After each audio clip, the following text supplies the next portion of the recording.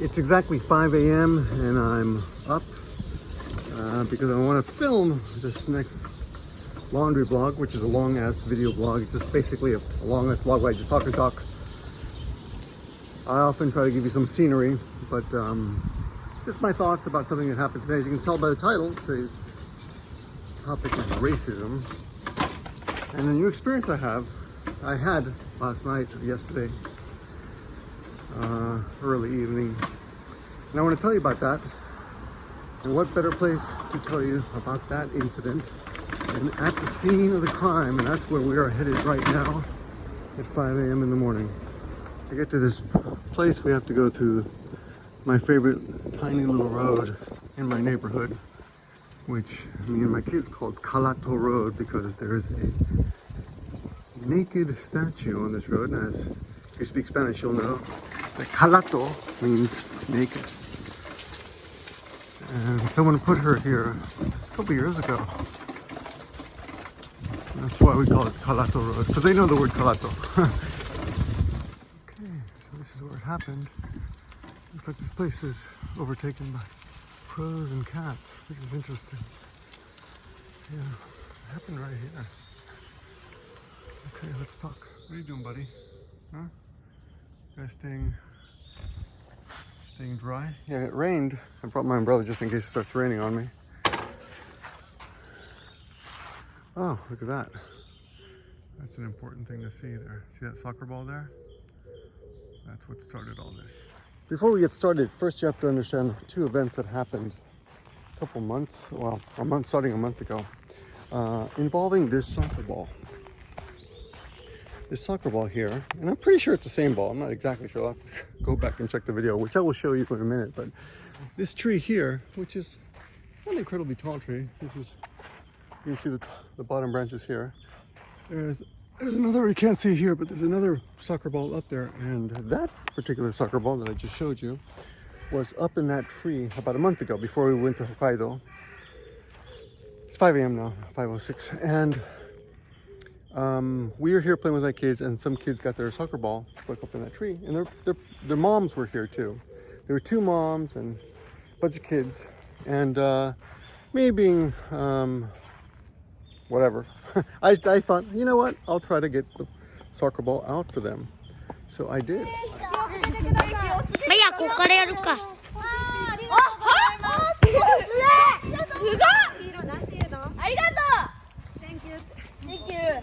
I went and got some coffees to accompany me. It's about to rain. I brought my umbrella just in case. And you'll notice it's really quiet right now, which is because it's 5 in the morning, and also because it just rained and it's cool, so the cicada aren't going crazy. But a little bit later, the cicada it'll be so loud in here you won't be able to hear anything. And if you know Japanese summers, it's like, oh my god, the cicada drown out everything. Anyway, there's the soccer ball in question. So two incidents to remember. I went up in that tree. It's raining. I got the soccer ball out about a month ago. The mothers were here, the kids were here, everyone thanked me. I hurt my arm, no problems. But I was, I felt like a hero, whatever, in my son's eye. Oh, good job, Dad. Last Monday or Tuesday, I think it was Monday, we were here, my son and daughter, some of their friends had come to the park to play. There were 3, 4, 5, 6 kids in all, 3 moms, well, me and 2 moms. And we were all just hanging out. And my son noticed there's a soccer ball up there again. It's the same ball, right? So I'm like, oh, those kids got their soccer ball stuck in the same tree. So this time I carefully climbed up the tree and got the ball out.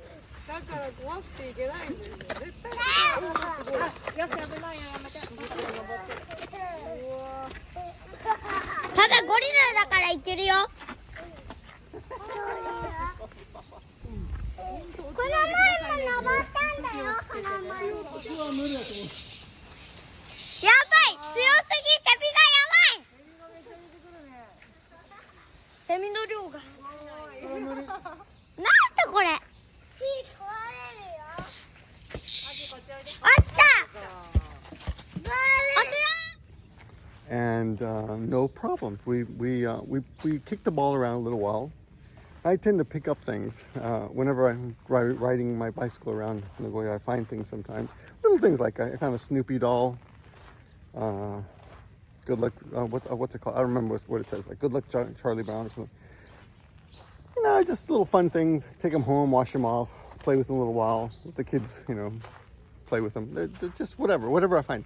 The other day I found this this bicycle basket in someone who was moving out of their apartment, and they were supposed to throw away everything properly, like getting proper stickers, and they didn't. Somebody irresponsibly moved again. They just threw out their crap without putting the proper disposal stickers on it. But check this out. This is a bicycle basket. Actually not bad. And it actually might work on my bicycle. Let's see if it fits. Look at that. It actually might work. You know what? I think this will fit on my bicycle. So, although I'm usually annoyed at most likely a foreigner who did this, I'm going to take it and put it on my bicycle, clean it up. It looks like it's good shape. It's still got the plastic on it. Look at that. See the plastic? It's pretty new. What do you know? Your garbage, my treasure. And they didn't. They had a big mattress out and shelves and tons of hangers and this brand new bicycle basket. So I'm like, wow, that's great. It's brand new. Got some screws put on the bicycle. I'm always carrying stuff for my kids, so it's very useful. Anyway, so that was Monday, right? 5 days ago now. Last night we came to the park again, and when we got here, I had a shoe cream for my kids. And shoe cream, by the way, is Japanese English. It's a pastry, and it's basically just it's a cream puff, you know. Very popular here, especially Papa shoe cream, Papa cream puffs. Anyway, they were sharing cream puff, and these two other kids were here. They're a little bit older. And they were on this concrete sliding thing behind me, and they were rolling colorful golf balls on it. And having fun, whatever. They had a big 2-liter bottle of Aquarius there, which is like a sports drink, crappy sports drink. Never drink that crap. And they were, whatever, having fun. But their garbage bags were floating away, being blown away. And I told the kids, I said, hey, your garbage bags are floating away. I said, you know, this is everyone's park, so let's keep this park clean. I sometimes say that. And I don't say it in a really mean way. I just said, hey, it's everybody's park, so let's keep it clean. Mina no cuenta karane. And they were, one kid, the older kid, or the bigger kid, I don't know, I think they were the same age actually. He like told his friend, and they picked up one of the bags, and they didn't pick up the other bag, so I went and picked it up for him and put it under his bottle so it wouldn't blow away because it was a little bit windy. And that was our only interaction with them at that point. Little Emily, my 5-year-old's friends came over with her parents, her mom and dad, and we'd interacted with them before, gone out with them to Legoland once, I think, and shopping. I wasn't at the Legoland event, but at a shopping mall we had McDonald's and stuff. And they're nice people, very young couple. And we were talking, playing with them, and so Emily went off to play with her friend. Little Victor was running around, climbing things. Saying, look how high I can climb. He climbed to the top of that thing. I don't know how. But anyway, no big deal. And then we saw that the soccer ball was still there, even though we'd taken it down out of the tree like 4 or 5 days ago. So little Victor's like, let's kick the soccer ball around. I'm like, sure, okay. So we're kicking it around. I'm dribbling a little bit. Turns out Amelie's friend's father is much better at soccer than me, or he dribbles better. It's been a while since I played soccer. I used to be quite the soccer sportsman, but anyway, athlete, back in the day. So no big deal. My little son's like, wow, you know, he's better than you are, Dad. You know, okay, thanks, son. Thanks for making me feel good. But things about kids, they don't realize that you can hurt someone's feelings, but it's good. I'm okay. I can not be the best at soccer in my son's eyes, but I noticed the kids that were playing with the golf balls were watching us. And since I had returned the soccer ball the first time, I thought, oh, maybe these kids know whose soccer ball this is, and we can return it, right? So I asked them, hey, have you seen this soccer ball before? And like, it's my friend's. I'm like, oh yeah, really? And the other kid says, you shouldn't play with things you find. Like, he goes, it's the same as stealing. And the other kid said, yeah, it's stealing. I'm like, it's not stealing. I said, I got the ball. I explained, I got the ball out of the tree. the first time, and this has happened twice, and we're just gonna kick it around. And then when we're done, we're gonna put it back in an obvious place so that hopefully the kid can come and find it. But I said, if you know the kid, let's go return it. And the other guy said, no, you have to listen to me. I'm a sixth grader. I'm a sixth grader now. Rokunensei. And I learned in school that playing with something you find that's not yours is the same as stealing. And he said the word dorobo, which means thief. You're a thief. I'm like, oh God, which is pretty strong words in a kid's eyes, dorobo. And it's something that mothers tell their kids now here in Japan, and at least my wife, and I'm assuming it's a common thing, is that lying is the beginning of becoming a thief. So if you start to lie, that plants the seed for you becoming a thief. So something like uso wa dorobo no hajimari or something like that. I forgot the exact expression, but the lies are the beginning of thievery. So I understood that this word dorobo or thief is a pretty strong word, and I was and they're sixth graders, so they're like 10, 11 years old, 12 years old. I don't know. So I thought, I'll talk to them and tell them, no, I don't think that's true. And he's like, the other kid's like, are you I'll kind of fast forward this because we would play a little bit of soccer ball, and then they would they started standing up and they started getting a little bit confident, arrogant, and eventually condescending. So he was saying, it's illegal. And are you calling me? I said, no, it's just, I said, look, am I doing anything bad? He goes, no. He goes, but it's illegal. I said, well, I don't think it's illegal. You think it's illegal? I don't think it's illegal. I understand what you're saying. I said, you said your opinion, and I'm telling you my opinion, which is I don't think it's illegal.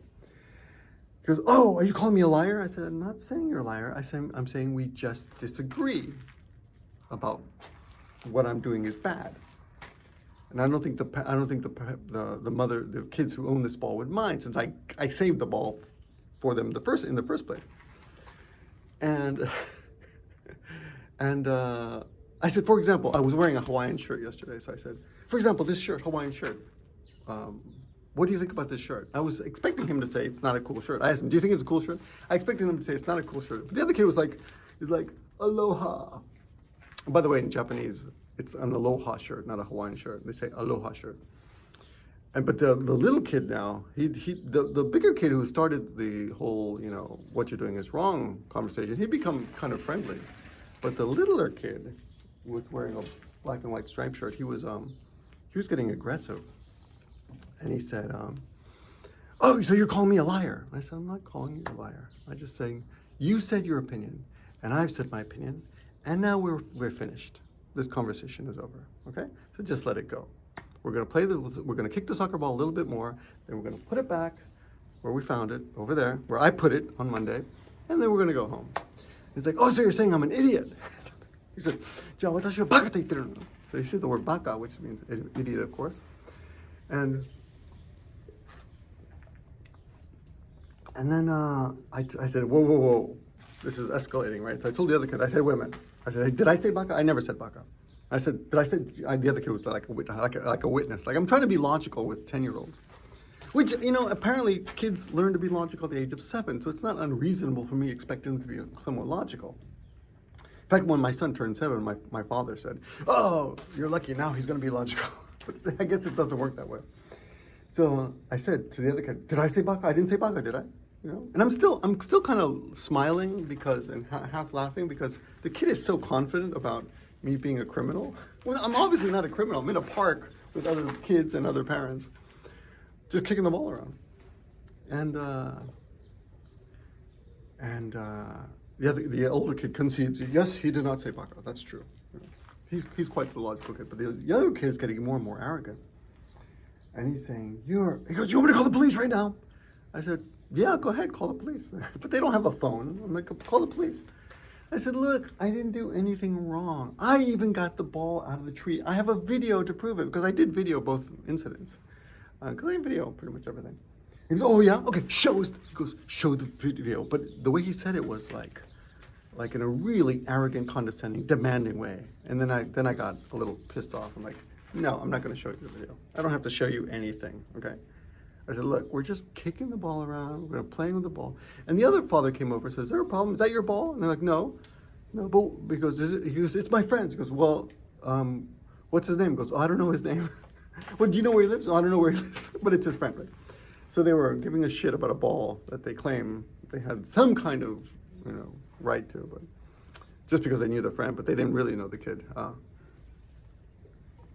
The other father, I think he's in his 40s or something. And he was like, well, he didn't realize how angry this kid was getting. And the kid started getting really condescending. So I said, look, I'm not going to show you anything. You don't have a right to show me, to demand anything. And he goes, what if the cops come? Well, you call the cops, you show them? I said, sure, if the cops come, I'll show them. Because, I'm not going to waste time with cops. In the end, cops don't have a right either, but I'm not going to waste time with my kids. And it just makes, the whole scene was becoming uncomfortable. Then, the kid was really, I told the parents, I said, I've never been spoken to like this. And I'm kind of laughing, like, this kid's got some balls, like, koyufuni warettakoto nai desu. I've never been spoken to like this, or and talked to like this. So, and I realized that my daughter's friend was getting uneasy, and then she started crying, and I'm like, oh, and she's 5 years old. And these kids are 10, 11, 12, I don't know. So I'm like, oh, this is bad. This is suddenly bad. And so I said, you know what? There's no point talking to you. We're going to go home. And I apologize to the parents. I'm sorry. And I apologize to the daughter for making her cry. And the other kid and I said, I'm not gonna talk to this kid anymore because he's obviously, something's wrong, I said, there's no point talking to this kid. What did I say exactly? I said, I said, there's no point in talking to this kid anymore because he's becoming really rude, right? And I said to the kid, I said, you really shouldn't talk to your elders that way, to older people that way. He goes, I know, but you're being, he goes, is this okay in America? I'm like, I'm sure it's fine. I'm sure you're not going to get in trouble for playing with a ball that you found, right, in a park. But then I decided to just start packing up, because I got bags and kids' bags all over the place. And I've got bicycles and stuff and book bags to put on and get ready. And so I just started ignoring the kid so we could, go home. And the other girl was crying already, and I had already apologized to the family. And they were packing up too, because she's crying, So the kid started getting angrier and angrier and saying, she goes, this is Japan, and do you understand the Japanese words coming in? He was like Jackie Chan. Which one said that? Do you understand the words coming out of my mouth, kind of stuff? Do you understand my Japanese? Do you understand? I was just ignoring him. You don't understand because you're not answering, so you don't understand. So if you don't understand, why did you come in Japan? You shouldn't be in Japan. And and then the father said, hey, that's too much. You're crossing the line there. The other father, who was being very calm until then. And I'm like, oh, wow, Jesus Christ. I'm actually being told to go back to my country by a 10-year-old kid in a park. And I was pretty shocked. And my daughter had become silent. And usually my daughter, Amelie's super talkative. She'll like, she'll talk to anybody. She'll walk up to strangers and blah, blah, blah. Make friends with anybody. A delivery man comes to the door and she'll be like, who are you? What are you doing? Who's this for? Is it for me? She's so funny. But she'd become mukuchi, just no words at all. So I was kind of shocked, and both kids were there. I said, look, I'm not angry and I'm not going to do anything. I'm going to go home, but you really have to be careful how you talk to other people like that. If you talk to another foreigner like that, they might be a little bit more unreasonable. And the older kid, the bigger kid, goes, yeah, I heard you have to be careful with strangers because someone might have a knife and stab you, which is a common, something that Japanese people always say about not getting, about a reason for not wanting to get involved. Because one of the few crimes that does happen in Japan is the guy's got a knife, he's going to stab you kind of incident. And people always kind of warn each other, like, don't do that because you might get stabbed. So the big kid said that, and the little kid said, oh, you got a knife? Go ahead and stab me. Stab me. He goes, stab me, please. He said that. Sashite kudasai. He goes, knife attara, sash dozo, sashite kudasai. And my son was, I could tell by everyone's reaction, everyone's shocked. I'm like, I'm being told, you shouldn't have come to Japan in the first place and stab me with your knife, you guys. And I was like, wow. And we got on our bicycles and we left. And the father kind of stayed behind a little bit, but we got out of there. And the mother and the other, Emily's friend, had already gone to their car, because they came by car. And it's sad because I know that kid is studying English, and she goes to English school every Wednesday, and she really likes her English class, and she looks forward to it every Wednesday. And I just thought, wow, this is not a good experience for a little girl. And my kids too, like they're experiencing racism for the first time. And this is how, people treat them, or treat their dad. And I felt sad for them that they had to see it. I wasn't embarrassed. I was sad for them, like, wow, they have to see how some of their, because they're Japanese, my kids are Japanese, They have to see how other people treat me and how they might, get treated in the future. So I don't know if it's a good experience and kind of in that, at least kind of prepares them a little bit for the negativity of the human race that's coming soon. I don't know. But on our way home, we bumped into the liquor lady. If you've been watching these videos for a while, there's a woman who used to have a liquor shop near here, and we saw her on the street, and we stopped to say hello because she'd rescued an injured crow, or her daughter had rescued an injured crow, and we asked about the crow because we wanted to see it. She goes, "Oh no, he's gone. They'd let him. He'd recovered, and they'd let him go. They'd nursed him back to health." Anyway, and she was carrying her daughter-in-law's poodle, and Emily loves dogs. She's like, "Oh, let me pet the poodle," but Emily was quiet, but petting the dog. And then my son right away told her what happened. There was this really mean kid at the park, and he told my dad that he should stab him. He starts off with no context at all, which is a really weird way. So I explained to her the story, and she's like, "Wow, that's a weird story." I go, "That's a bad kid." And I said, "You don't know who those kids are, do you? Or you wouldn't know, would you?" Because she's often come. There's a thing about parks in Japan, kids' parks, which I think is really cool, is that some of them are kind of connected to shrines. See that? So there's actually a shrine right next to this kids' park, and the liquor lady, she often comes here. See the benches here? Old people will come here and visit this shrine. They have events here, like community events. I've never seen a matsuri here. I've never seen a festival here, but these buildings, they have taiko lessons and I suppose some other lessons too, but I'm not even sure if anyone lives here. I don't think anyone lives here, but maybe they do. And you can see it's a community shrine. So people often come here. I'm surprised no one's here this early. Maybe it's because it's raining. But often you'll see people bowing there and praying. And there's another, even at it's kind of far away, hard to see, but at the very entrance of the park, there's some kind of column or what is this? Concrete post right there. I'm walking towards it right now, if you can see that. And people will pause there before entering the park and bow and pray. Put their hands together and just give it a little prayer, like a greeting, like I'm about to enter. So I guess this park has some kind of, I don't know, maybe it's all originally, it was a temple originally, and they turned part of it into a park. Anyway, the old woman, the liquor lady woman, who's not that old actually, the liquor lady woman, we told her the story and then we went home.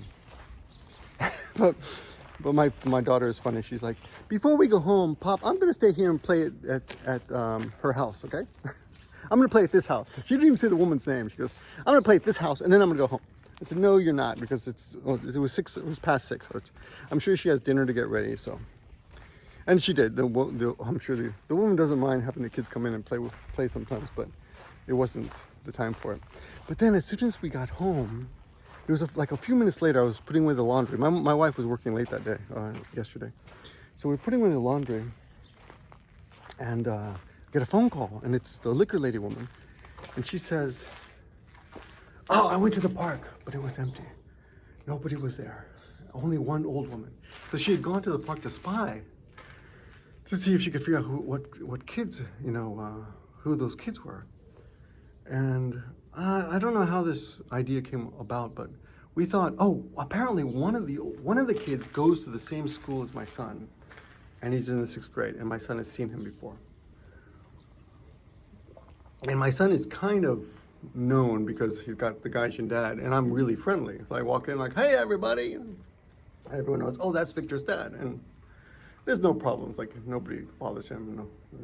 Like, a lot of you'll see a lot of maybe YouTubers will talk about racism towards their kids. And my kids haven't really experienced anything like that. I don't know if that's, well, you've probably heard about that. I don't know if any other YouTubers are actually talking about it, but that seems to be a topic that comes up. Maybe Reddit, I don't know. But my kids they have lots of friends, and there's no problems. People will ask, do you speak English, things like that, but that's about it. Let me see if I can adjust these. Gotta figure out. Okay, so here's my problem with this whole thing, and what makes me sad about this whole thing. And that's the fact that this kid learned that from somewhere, right?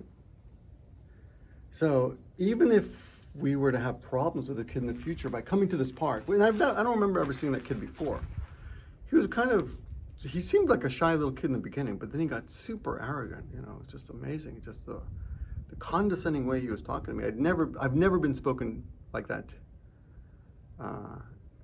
in my life by anyone, I think.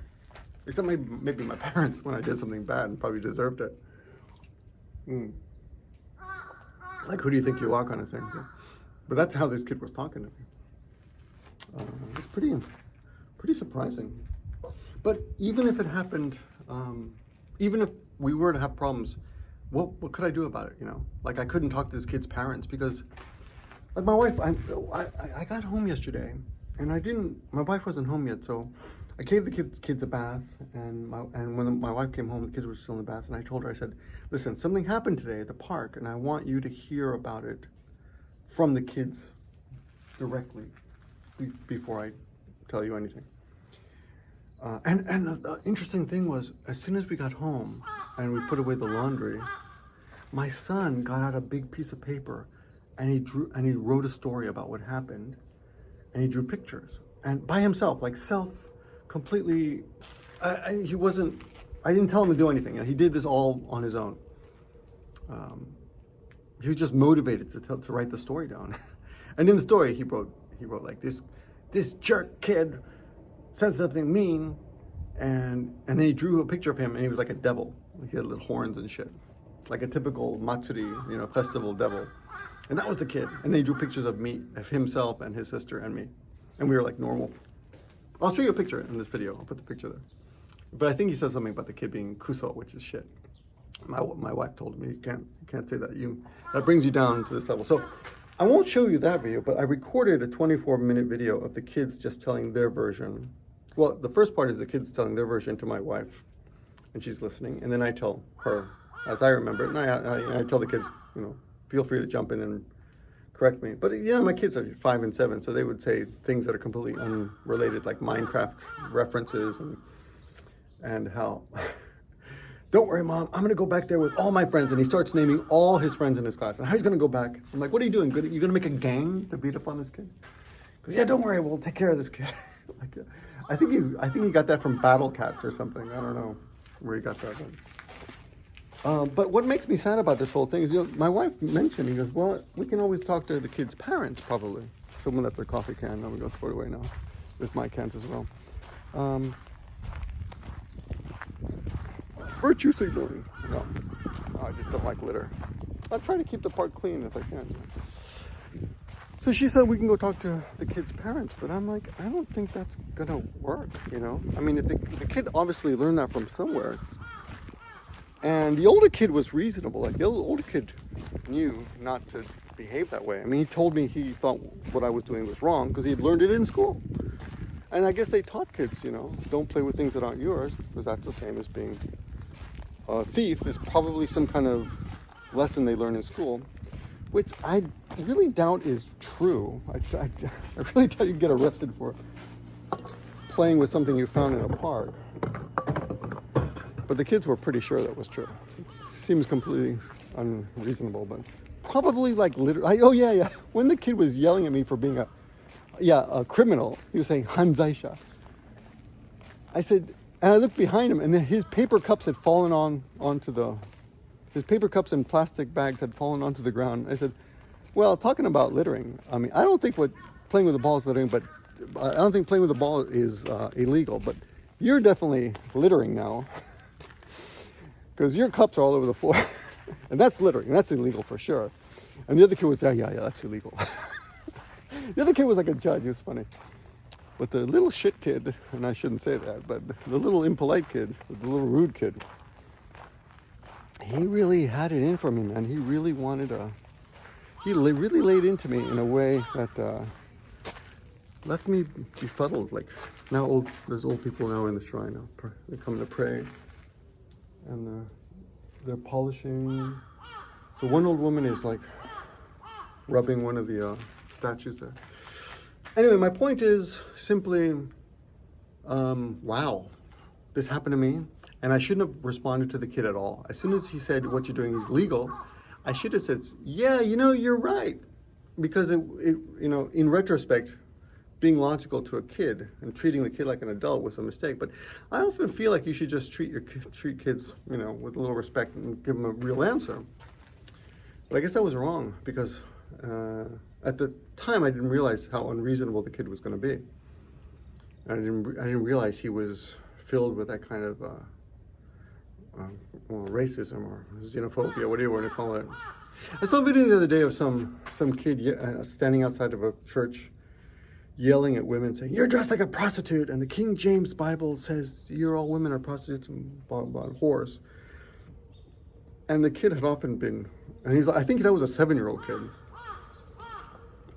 You can look it up if you want, but that kid is brainwashed, And this kid who told me to go back, that I should never come to Japan, obviously he got that from somewhere.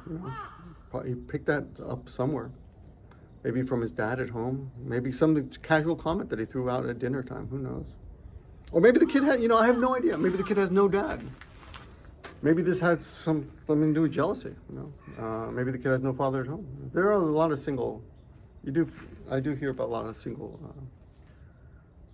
mothers here in Japan. So maybe that's part of it. Anyway, I never thought that I think I came here in 1991. So that means I've been here, this is my 33rd year, and my official anniversary will be in a couple of days. Yeah. Actually, tomorrow.